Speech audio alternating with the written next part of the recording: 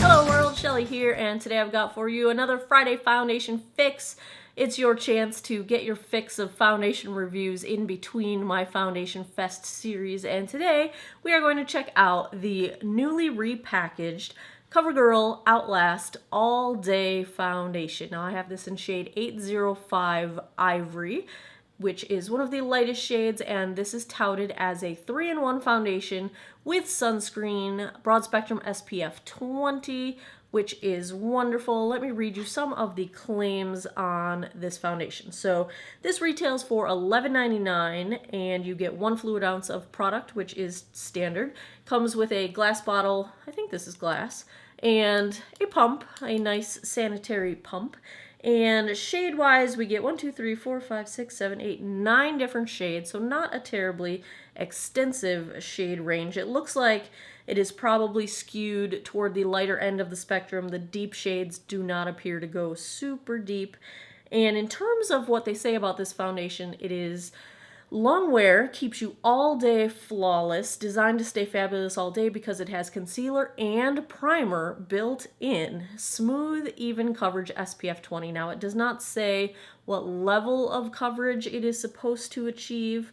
And in terms of reviews, it's got an average 4.2 out of 5 based on 584 reviews on Ulta's website. So that is what we are starting with today. So I am going to apply this foundation. I'll show you guys an application demo. I'll use a brush on one side, sponge on the other, see if there's any difference.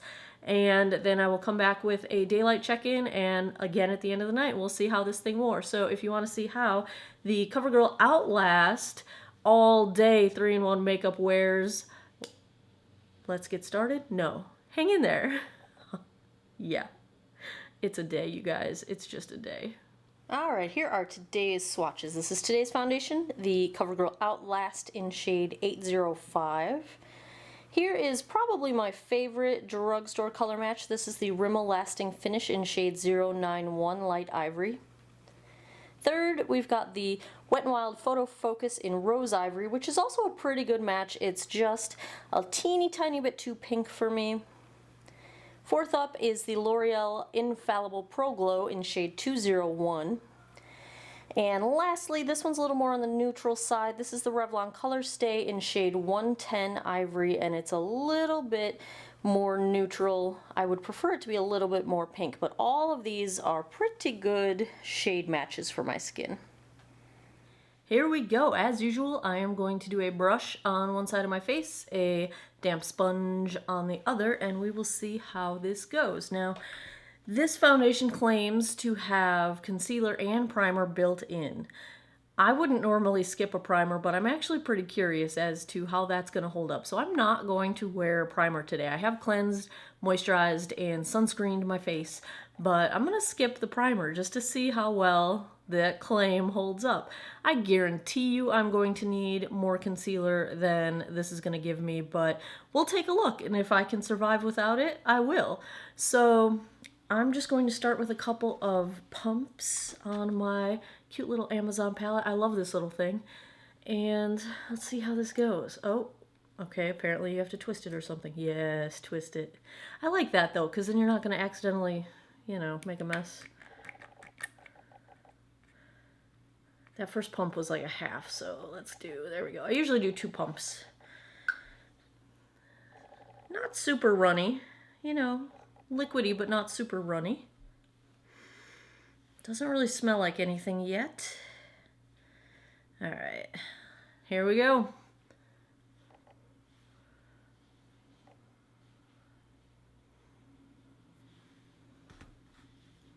This is the La Ligure brush. I'm probably saying it wrong, but I have a review of this duping it against the Artis Oval 7, and I'll leave a link to that review down in the down bar, and this thing's really good. Right off the bat, I do feel like I'm seeing texture on my face.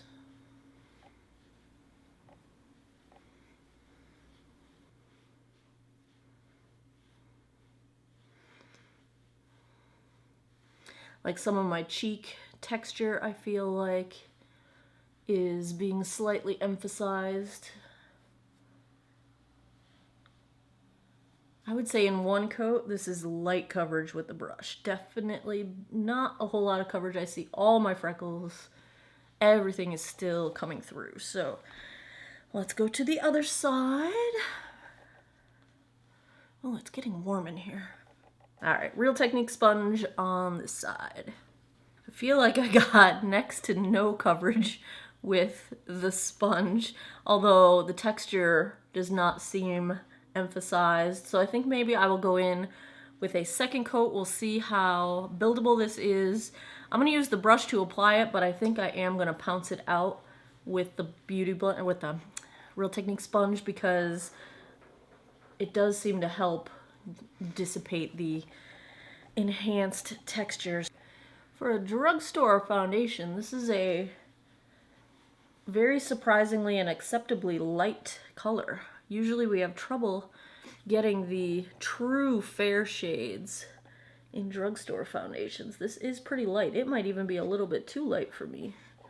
So I'm going to take what little is left on my palette and attempt to use this to spot conceal and get a little concealer action going, because this coverage is not super great, you guys.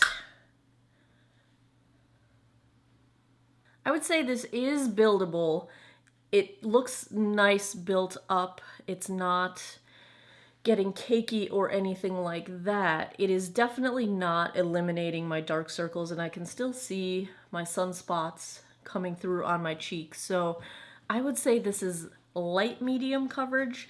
I would not even go so far as to call it medium. I can still see like my little broken capillary on my nose here, and it's not very, it doesn't have a ton of coverage, but I'm going to go ahead and put the rest of my face on. I am going to apply concealer because this, I don't want to look like I'm half asleep zombie face all day. And I think the color match is okay. It does feel like it got a little bit darker just since I put it on. So it started out a little bit light. If this is as far as it oxidizes, that would be okay, because I think it's a decent color match for me right now. If it gets any darker, we might have trouble. So let's see, what time is it? It is 11:03. We're gonna call the check-in time 11 o'clock, and let me go put the rest of my face on, and I'll be right back. This is shaping up to be a challenging makeup day for sure. So everything blended out okay on the foundation. I think it does accentuate texture. I see all of the texture on my cheeks. That said, it is not settling into pores, and it's not caking up around my nose, and it's not settling into any of my fine lines. So in that regard, it's going well. I see a fleck of something in my eyeball, but I do feel like there's a lot of texture going on. Now, I forgot to zoom you guys in, so let me do that right now.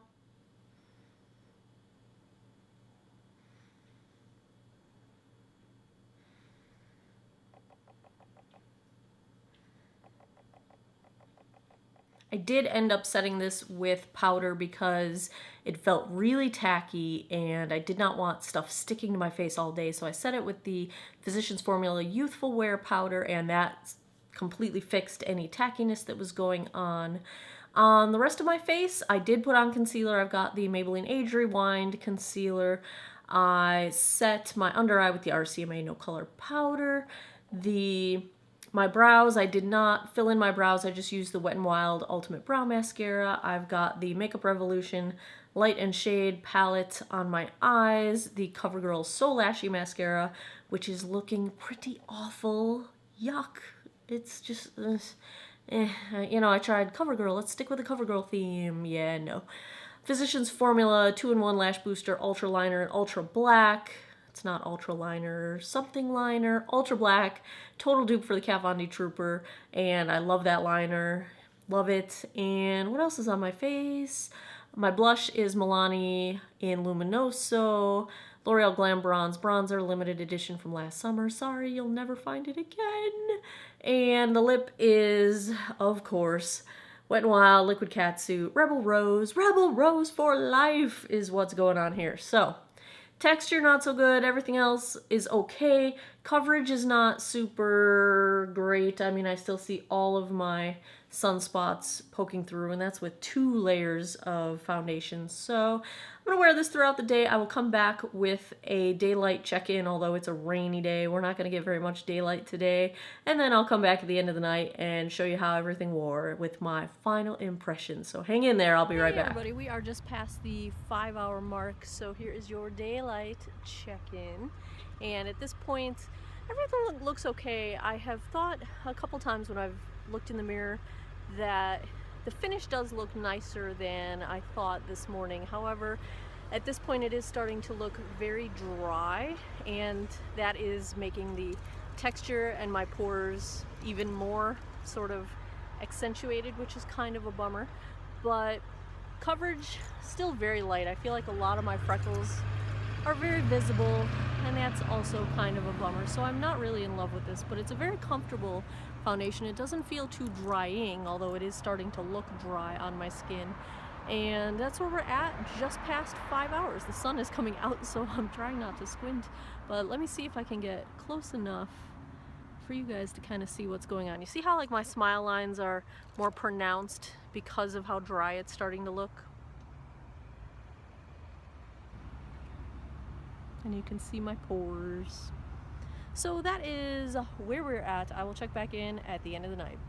Okay, time to wrap this one up. It is 7:47, approaching just about at the 9-hour mark, and here we go. So what I've noticed at the end of the day is about the same as what I noticed at the start of the day.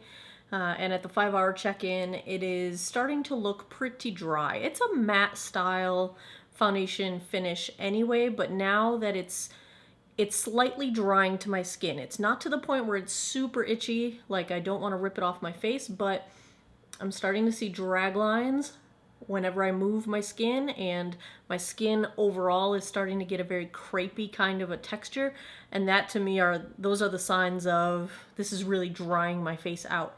It's not extreme, but it is drying.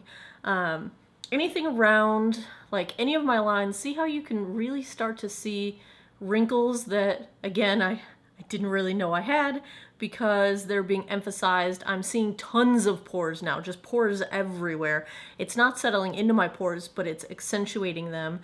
I'm not having too much trouble with it wearing off, although there's some weird caking going on, so it is caking up around my nostrils. And so you can see it's like sort of caked up under my neck here, and it's a little cakey right back here.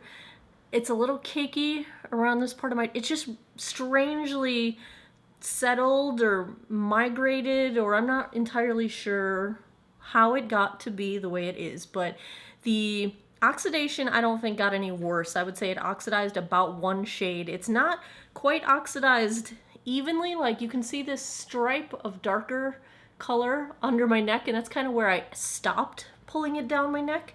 So I'm not, that's just kind of weird. Now that I said it's not itchy, it's starting to get itchy everywhere. It is slightly drying. On the bright side, it did not settle into any of my fine lines, although at this point it's now accentuating them because it's almost like missing around the lines. It's hard to describe, but let me zoom you guys in and show you what we are looking at.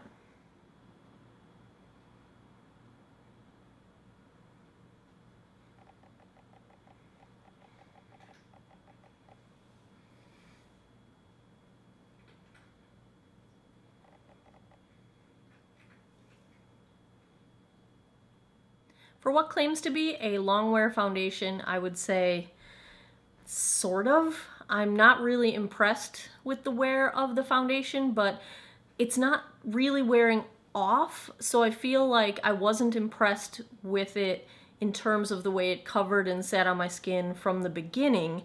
So has it worn well over a 10-hour period based on what it started with? I guess it has, but I didn't like it very much in terms of the finish and the way it sat on my skin to begin with. So I think it has worn unevenly. I think it did oxidize one shade or so, which ended up being fine for me because it was a little too light to begin with, and now it's about a good shade match except for this odd sort of darker stripe on my neck. I will say that for 10 hours and no primer, that's probably a pretty good wear for me. However, normally what primer does for me is it smooths out my complexion, and with this foundation, you need some smoothing because this whole crepey, textury, pore-filled looking look, this is not a good look. I do kind of wish that I had done half my face with primer and half without, but I just didn't think of it until later in the day, and it was too late at that point. So I will go back and try that, and if I have any success with that, I will update you guys. But all in all, I don't think this is super suitable for dry skin. It is a somewhat drying formula, it seems to be. I have no signs of oil whatsoever, so I think if you've got normal to combo to oily skin, it's probably okay. If you've got any kind of skin texture, it's probably a no-go. Maybe primer would help, but for something that, again, claims to have primer built in, there's no real smoothing going on. Any blurred pores that I thought were happening at first application are definitely no longer blurred. By the 5-hour mark, that effect was gone. It is not a bad sort of finish. I do like the finish. It's more matte than anything else. So if you don't like matte, it's not dewy at all. It's not even a satin finish. But for a matte finish, I think it is pretty decent. Finish-wise, I do think that that is decent if that's what you're going for. Now, they didn't make any claims about the coverage, but I'm really not impressed with the amount of coverage. To me, this is really a light coverage. I might have gotten to light medium, but quite honestly, I don't think I really did on this side of my face, and really not here either. So it's really light to maybe low end of medium, but really it's pretty light coverage. Now, if that's what you're looking for, maybe that's a good thing. So I'm gonna say grade-wise, the CoverGirl Outlast All Day really did not impress me, and considering that it's slightly drying and emphasizes the signs of old age, which I wear foundation primarily for the purpose of hiding the signs of aging, not accentuating them, I'm gonna say CoverGirl Outlast All Day, I give it a C-. It is about average, a few more problems than I like to deal with, not as much coverage as I would like. So personally for me, I'm probably not going to reach for this very often, but like I said, I will try it out with primer and a couple different ways to see if I can get it to work out a little bit better, and if I have any luck, I will let you guys know. So there is your Friday foundation fix for this week. If you found this helpful, give me a thumbs up and let me know so that I know to keep continuing to make these Friday foundation fix reviews for you. It'll keep you tided over until we get to another foundation fest. Thanks a lot for hanging out and geeking out over makeup with me. I appreciate your time and your attention, and I hope you all have an awesome day or night wherever you are in the world, and take care of each other. Bye-bye.